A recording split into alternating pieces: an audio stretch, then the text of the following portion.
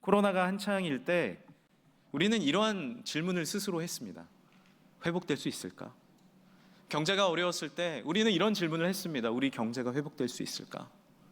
우리 가정에 이런 어려운 문제가 다시 일어날 수 있을까? 그런데 놀랍게 하나님은 전환점을 허락해 주셨고 다시 모일 수 있는 은혜와 하나님을 마음껏 예배할 수 있는 때를 허락해 주신 줄 믿습니다. 우리가 몇 가지를 교훈을 얻었죠. 먼저는 우리는 한없이 부족하구나. 정말 질병만 와도 이렇게 넘어지는 사람들이구나. 또 하나는 무엇입니까? 그러나 다시 일어날 수 있다. 할렐루야. 다시 전환점을 맞이할 수 있다라는 교훈도 얻을 수 있었습니다. 너무나도 아이러니하게도 온 국민이 코로나가 다 걸리고 나서 새로운 국면을 맞이했습니다. 괜찮네. 우리가 이길 수 있네. 그러면서 국민적인 면역력을 얻게 됐고 다시 일어나지 않았습니까? 우리의 문제도 마찬가지입니다. 때로는 가정의 어려운 문제들, 아픔들 찾아올 때가 있습니다. 그러나 주님께서 그 잘못된 어려움과 아픔과 슬픔을 꺾이게 해주시고 분명한 터닝 포인트 주실 줄 믿습니다. 군대에서 꺾인다라는 표현을 씁니다. 아마 남자분들은 다 아실 거예요. 그러나 여자분들은 이 표현을 모르시기 때문에 제가 설명을 잠깐 드릴게요. 군대 가면 2등병, 1병을 답니다. 쫄병입니다. 1병은 제가 군 생활할 때 6개월이었는데 첫 달, 두 달, 세 달 너무 힘듭니다. 도망가고 싶고 언제 이 1병이 끝나나 싶습니다. 그런데 6개월이니까 4개월째 꺾이게 됩니다.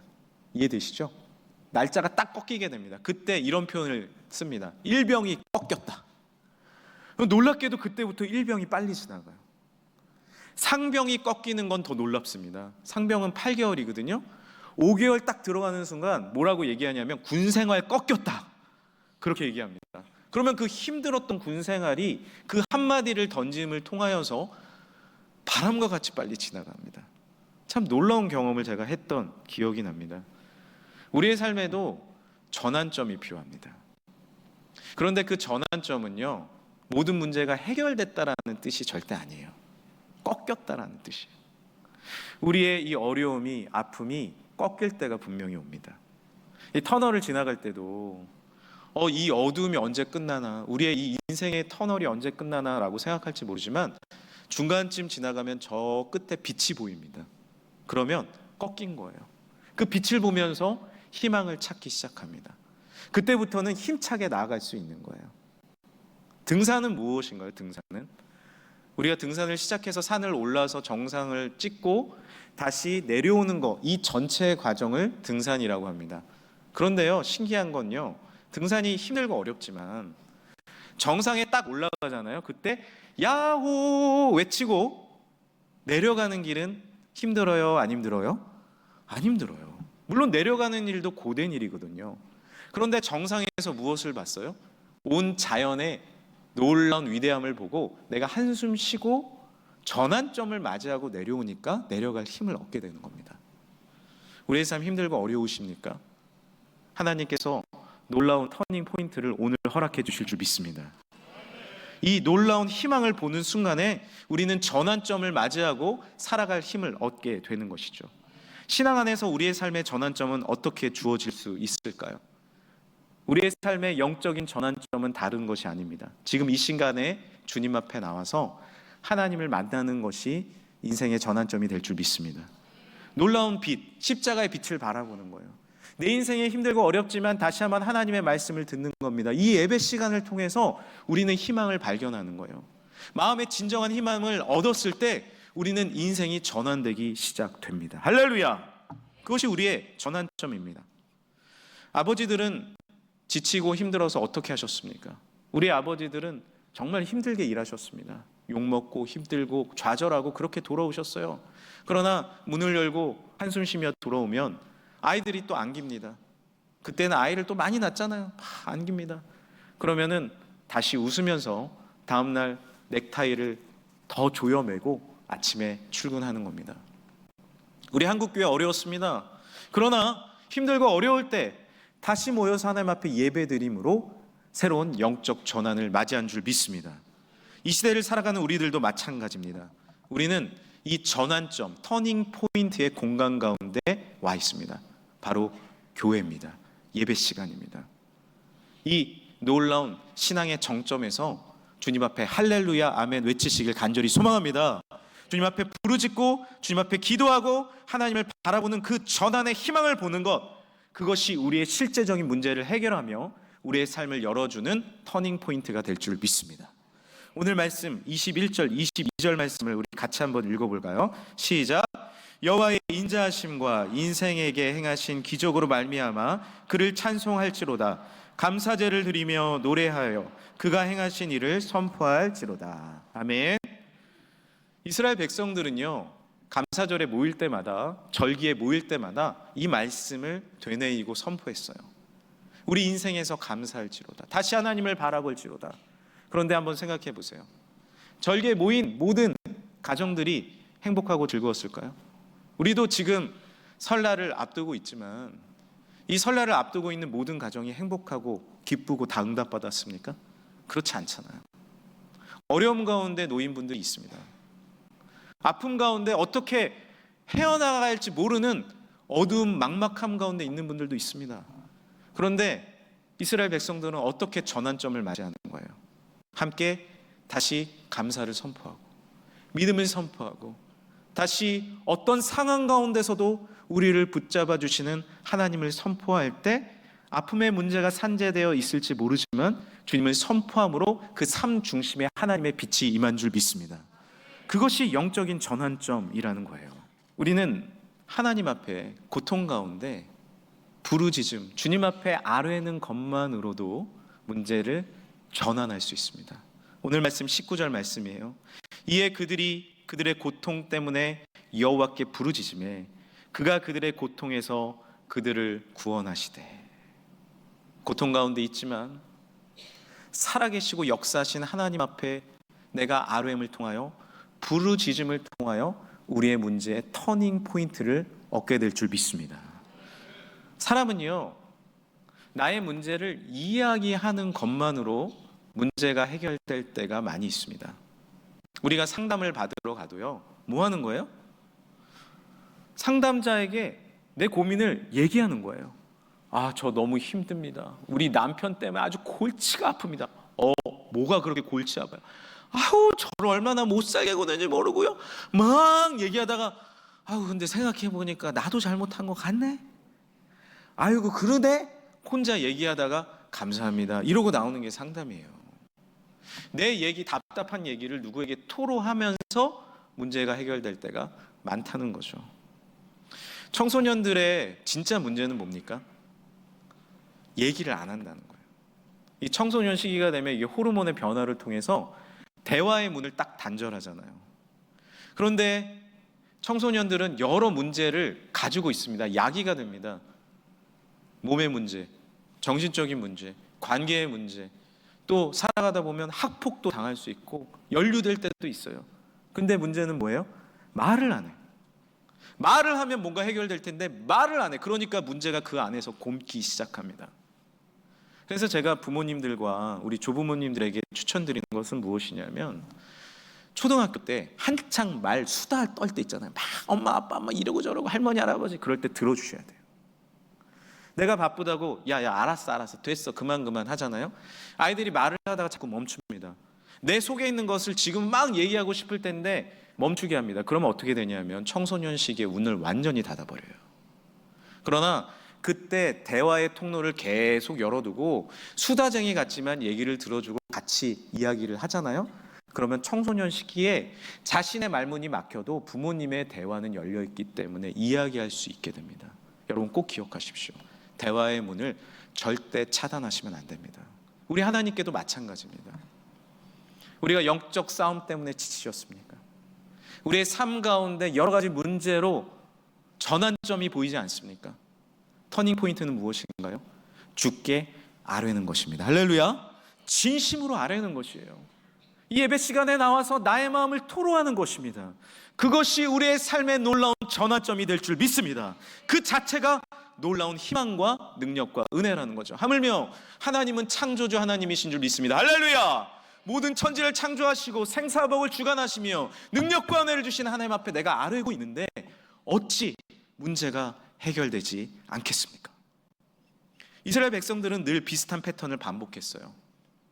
좀 잘 된다 싶으면 교만해졌습니다. 우상 숭배합니다. 내 힘으로 할 수 있을 것 같았습니다. 그러다가 문제가 다가오면 절망합니다. 이리저리 방법을 찾아도 해결되잖아요. 그러니 어떻게 돼요? 다시 창조주께 아뢰는 거예요. 주님 앞에 간절히 구하는 겁니다. 그래서 문제 해결함을 받아요. 잘 됐다. 그러다가 또 교만해집니다. 또 나의 힘을 의지합니다. 그러니까 모든 것이 산재되고 망해버리고 무너지게 되는 거죠. 다시 하나님 앞에 나와서 의뢰하는 겁니다. 이것은 원론적인 방법이야, 원초적인 방법이 아니요.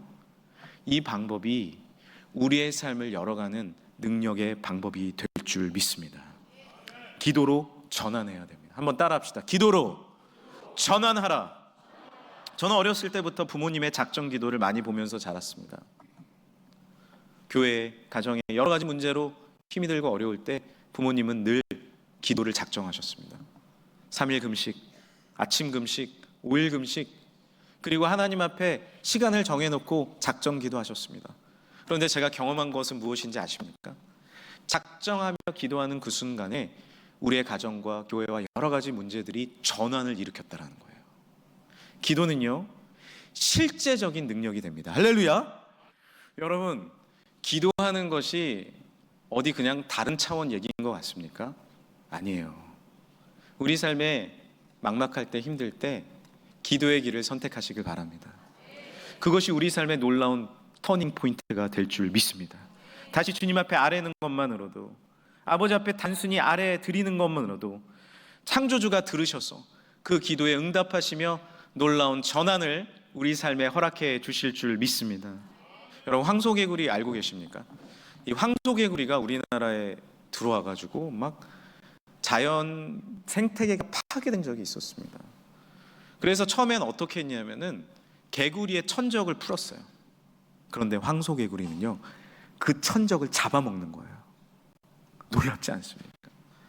육식 동물이라 천적을 잡아먹고 몸집이 더 커지고 개체수가 많아진 겁니다. 우리가 세상적인 문제로 어려워할 때요, 우리는 어떤 생각을 하냐면 더 힘 있는 게 뭐지?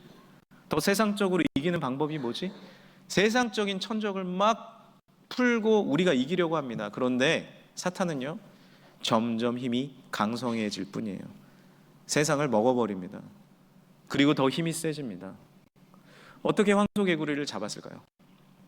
서식지를 인위적으로 줄여가는 거예요. 더 서식하지 못하게. 우리도 세상적인 방법으로 우리가 무너질 때는요, 세상적인 서식지를 오히려 줄여야 돼요. 그리고 영적인 서식지를 늘려가시길 바랍니다. 할렐루야. 이번 주에 이제 몸이 좀 좋지 않아가지고 밤에 잠을 자는데 도저히 하나님 오늘은 못하겠습니다. 그렇게 얘기를 했어요. 그게 뭐냐면 제가 말씀을 매일 10장씩 읽거든요. 근데 오래 세워둔 철칙이 하나 있었습니다. 그게 뭐냐면, 하나님 올해는요, 제가 피곤해도 진도대로 말씀 다 읽겠습니다. 근데 하필 제 진도가 어디였냐면요, 신명기였어요. 엄청 길어. 신명기는 한 장에. 오늘은 못 읽겠더라고. 내가 못 읽겠습니다 하나님. 그래서 성경을 딱 틀어놨어요. 편하다, 이렇게 듣고 자야지. 사실 제가 예전에도 성경을 많이 읽었지만 피곤할 땐 성경을 들을 때도 있었고, 또 피곤할 때는 시편 121편부터 130편까지 읽을 때도 많았습니다. 진짜 짧거든요. 거기는 참고하십시오. 5분 안에 읽을 수 있는 거예요. 그런데 올해 제가 결심한 건, 하나님, 제가 영적인 서식지를 늘려가겠습니다 하나님. 그래서 어떻게 했을까요? 다시 정신을 차리고 불을 켰습니다. 그리고 신명기 말씀을 읽었습니다.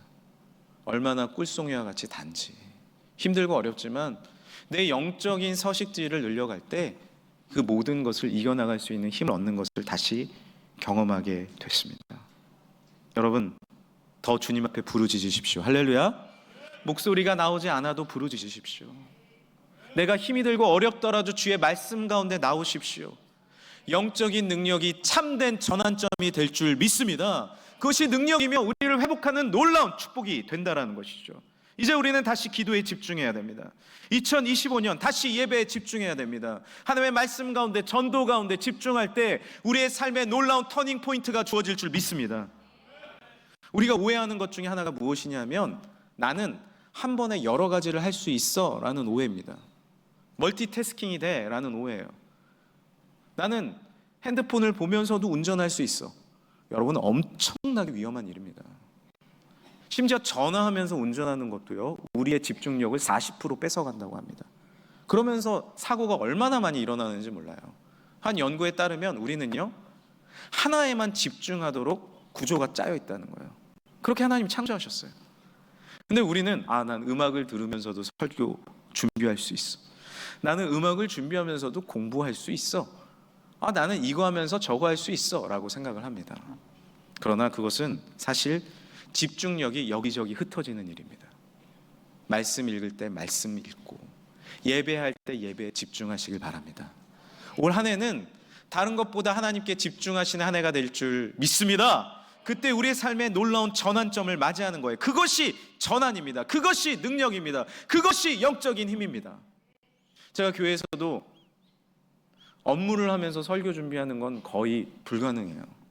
여러 가지 일들이 있고 업무를 봐야 될 때는 그 업무를 해야 됩니다. 설교 준비를 하면요, 진도도 안 나가요.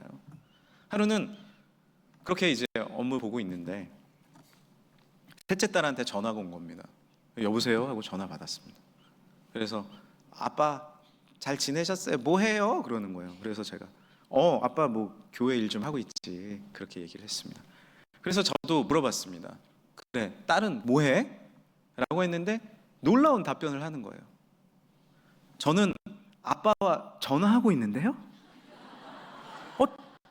제가 그 얘기를 딱 듣는 순간에 뭔가 이렇게 뒤통수를 맞은 느낌이었어요. 저는 전화를 들면서 일을 하고 있었거든요.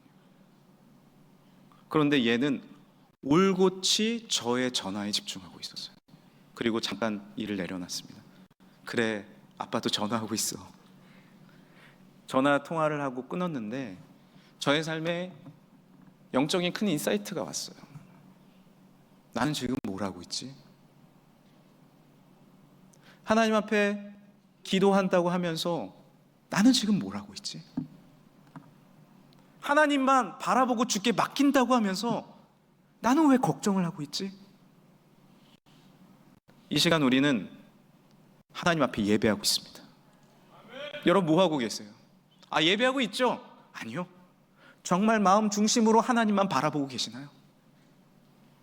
올해 하나님께 맡기자라고 우리가 이야기했지만 창조주 되시고 모든 것을 할 수 있으신 그 하나님만 정말 바라보며 주님 앞에 집중하고 있나요? 우리가 주님께 집중할 때 그것이 우리 삶의 전환점이 되는 줄 믿으시길 바랍니다. 우리가 하나님 앞에 집중할 때 하나님은 한 가지 우리에게 놀라운 선물을 허락해 주십니다. 그 선물은 무엇이냐면 바로 하나님의 말씀입니다. 오늘 본문 20절이에요. 우리 같이 한번 읽어볼까요? 시작. 그가 그의 말씀을 보내어 그들을 고치시고 위험한 지경에서 건지시는도다. 아멘. 하나님은 우리를 어떻게 건지십니까? 놀랍게도 말씀을 보내주셔서 건져주세요. 우리는 다른 것으로 건짐을 받는다고 생각해요. 우리의 능력으로, 우리의 어떤 권세로, 우리의 어떤 새로, 우리의 어떤 힘으로. 아니요, 항상 하나님은요 말씀으로 건지셨습니다. 말씀이 들리지 않았던 때가 이스라엘의 위기였고, 그때 사무엘을 통해서 말씀이 들리기 시작했을 때 그 시대는 살아나기 시작했습니다. 할렐루야! 말씀이 어두웠을 때 예수님이 말씀이 빛이 되어서 이 태상에 오심을 통하여서 우리가 진정한 구원을 얻지 않았습니까? 올해 주님께서 우리에게 주시는 말씀은 무엇이에요? 내 길을 하나님께 맡기라. 주가 이루시리라. 주께 가까이 함이 내게 복인 줄 알고 주님 앞에 맡기는 이 말씀을 내 마음에 새길 때 우리의 삶은 놀라운 전환, 실제적인 능력과 은혜를 얻게 될 줄 믿습니다. 다른 것은 없는 것입니다. 우리 인간은 종종 부족한 우리의 연약함 속에서 이렇게 생각합니다. 말씀을 내 마음에 둔다고 무엇이 달라질까? 의심할 수 있어요. 그러나 히브리서는 우리에게 뭐라고 충고하십니까? 하나님의 말씀은 살아있고 활력이 있어 좌우에 날선 어떤 검보다도 예리하여 혼과 영과 및 관절과 골수를 찔러 쪼개기까지 하며 또 사람의 마음과 생각과 뜻을 판단하나니 할렐루야. 말씀은 우리를 변화시킵니다. 우리를 흔들어 깨우십니다. 오늘 우리는 주일 말씀을 함께 받고 있습니다. 무엇으로 우리의 일주일의 삶을 살아갈 수 있어요? 이 말씀을 내 마음에 새기고 가는 거예요. 아, 하나님의 말씀을 붙잡는 것이 내 삶의 전환이구나. 내가 내 삶이 아무리 힘들고 어렵더라도 주께 부르짖고 기도하는 것이 내 삶의 전환점이구나. 이 말씀을, 부르짖음의 말씀을 내 마음에 새기고 가잖아요. 한 주를 승리할 수 있습니다. 그러나 이 예배를 드리고 돌아가더라도 내가 누구를 만나고 왔나? 어디에서 뭐라고 왔나? 이거 아니에요. 그 말씀을 내 마음에 아로 새기고 가는 거예요. 말씀은 다른 데 새기는 게 아닙니다. 내 중심에 새긴 겁니다. 그때 우리의 인생은 변화되게 되어 있습니다. 우리 자녀들이 언제 삶의 비전을 찾습니까? 하나님의 말씀을 다른 가치관, 다른 것 다 내어 던지고 내 마음에 아로 새길 때 그 아이들이 비전을 찾아서 놀라운 링컨과 같은, 하나님의 사무엘과 같은, 하나님의 놀라운 여호수아와 같은 믿음의 놀라운 선지자가 될 줄 믿습니다. 예수님은 사탄을 어떻게 이기셨어요? 하나님의 아들도 말씀으로 이기셨습니다. 40일 금식 후에 사탄이 찾아와가지고 이 돌을 떡으로 되게 하라. 그러나 예수님 뭐라고 선포하십니까? 신명기 8장 3절을 인용하시는 거예요. 사람이 떡으로만 살 것이 아니요 하나님의 입에서 나오는 모든 말씀으로 살 것이니라. 할렐루야. 세상의 모든 유혹과 도전 가운데, 사탄의 도전 가운데 여러분 올해 전환점을 맞이하시길 바랍니다. 항상 끌려다녔고 항상 넘어졌고 사탄의 유혹과 도전 가운데 내가 넘어졌다면 믿음으로 선포하십시오. 나는 하나님의 아들이다. 할렐루야. 예수님이 이렇게 마지막 시험을 이기셨죠. 주 너의 하나님께 경배하고 다만 그를 섬겨라. 할렐루야. 함께 읽어보겠습니다. 시작. 주 너의 하나님께 경배하고 다만 그를 섬기라. 하나님은 유일신이십니다. 할렐루야. 주님만을 예배하고 주님만을 찬양하고 하나님께만 맡기기로 결정했을 때 우리의 삶은 놀라운 빛을 볼 수 있는 거예요. 왜 지금까지 내 삶에 빛을 보지 못하였냐? 왜 지금까지 내 문제가 해결되지 못하였냐? 주님께만 집중하시길 바랍니다. 세상의 서식지를 줄이고 영적 서식지를 늘려서 하나님의 말씀 가운데 나아가시길 간절히 선포합니다. 그 믿음의 선포를 우리가 할 때 우리의 삶은 완전히 전환이 되는 거예요. 주님만 섬겨라. 주님만 나의 구주가 되신다.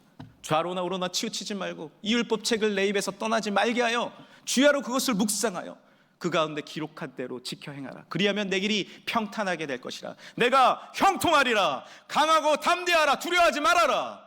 이 여호수아에게 주신, 이스라엘 백성에게 주신 하나님의 말씀이 올해 나에게 심겨져서 놀라운 전환과 축복을 누리게 될 줄 믿습니다. 이제 한 이야기 드리고 설교를 정리하겠습니다. 스티븐 켈러원이라는 분은 대서양을 4번이나 왕복한 그 바다의 전문가입니다. 배도 직접 설계하고 만들 정도로 얼마나 전문가인지 모릅니다. 자신의 힘을 믿고 또 대서양을 건너던 중에 1982년 그의 인생에서 가장 큰 어려움을 맞게 됩니다. 항해 전문가인 그가 대서양 항해에서 혼자 표류하게 된 거예요. 이 뗏목 위에서 혼자 76일 동안 표류하는데 어떻게 살아야 할지 모르겠는 거예요. 바다 전문가이기 때문에 작사를 가지고 물고기를 잡아 먹기도 하고 빗물을 받고 뭔가 증류수를 만들어서 먹기도 했지만 그를 찾아온 것은 엄청난 외로움과 두려움이었습니다. 절망이었습니다. 이렇게 그는 표류라는 그의 저서에서 그때를 기억하면서 이야기합니다. 절망이 나를 뒤흔들었다. 소리쳐 울고 싶었다. 그런데 얼른 나 자신을 꾸짖었다. 마음을 다잡자. 가라앉히자. 사치스럽게 물을 마시지 못한다고 한탄하지도 말자. 입술을 깨물며 눈을 감고 울음을 삼켰다. 생존, 오직 생존에만 집중하자. 푸른 바다가 내 아래 3km나 뻗어 있었고 내 눈에 먹을 것이 하나도 보이지 않았다. 지금은 다른 배가 나를 발견해 주길 바랄 수밖에 없었다. 모든 것을 포기할 그때 그가 잊고 있었던 창조주 하나님이 다시 생각났습니다. 하나님, 제가 전문가라고 하지만 제가 표류하고 있습니다. 그리고 창조주가 만드신 바다를 보게 되었습니다. 이 바다를 내가 정복할 수 있을 것 같지만 나는 표류하게 된 것입니다. 그런데 창조주를 받아들이고 주님이 만드신 바다 가운데 내가 서 있는 걸 느끼는 그 순간, 그 파도는 더 이상 나를 공격하는 파도가 아니라 나를 이제 땅으로 인도해주는 파도인 것을 깨닫게 되었고요. 물고기가 공격을 합니다. 혼자 표류할 때는. 그 공격하는 물고기가 나와 함께 항해하고 있는 동역자로 여겨지기 시작했습니다. 그리고 76일을 견뎠고 다시 건짐을 받을 수 있었습니다. 우리의 삶 가운데 혹시 표류하고 계십니까? 힘들고 어려움 가운데 계십니까? 내가 물고기를 잡고 증류수를 만들어도 하루하루 견디기 힘듭니까? 이제 하늘을 바라보십시오. 그리고 나를 창조하신 주님 앞에 온전히 나를 맡기십시오. 그때 놀라운 창조주의 음성과 구원자 예수 그리스도의 위로가 임할 줄 믿습니다. 다시 한번 말씀드립니다. 오늘 이 말씀은 절기에 선포된 말씀인데 거기에 있던 모든 가정은 다 평안하고 다 행복했던 가정이 아니었습니다. 그러나 다시 주님 앞에 나와서 평안을 선포하고 감사를 바라보며 부르짖는 그 백성에게 창조주를 인정하고 주님을 내 삶 가운데 받아들이고 주께만 맡기는 하나님의 사람들에게 다시 하나님은 분명한 전환점을 허락해 주신 줄 믿습니다. 다시 일어날 힘을 얻었습니다. 다시 살아갈 능력을 얻었어요. 무슨 능력이에요? 다른 능력이 아니라 십자가의 능력인 줄 믿습니다. 하늘의 능력인 줄 믿습니다. 세상에 그 수많은 어려움과 아픔을 이기는 세상의 방법이 아니라 하나님이 허락해 주시는 하늘의 방법을 통하여 오늘도 승리하는 사랑하는 모든 성도들 되시길 간절히 축복합니다.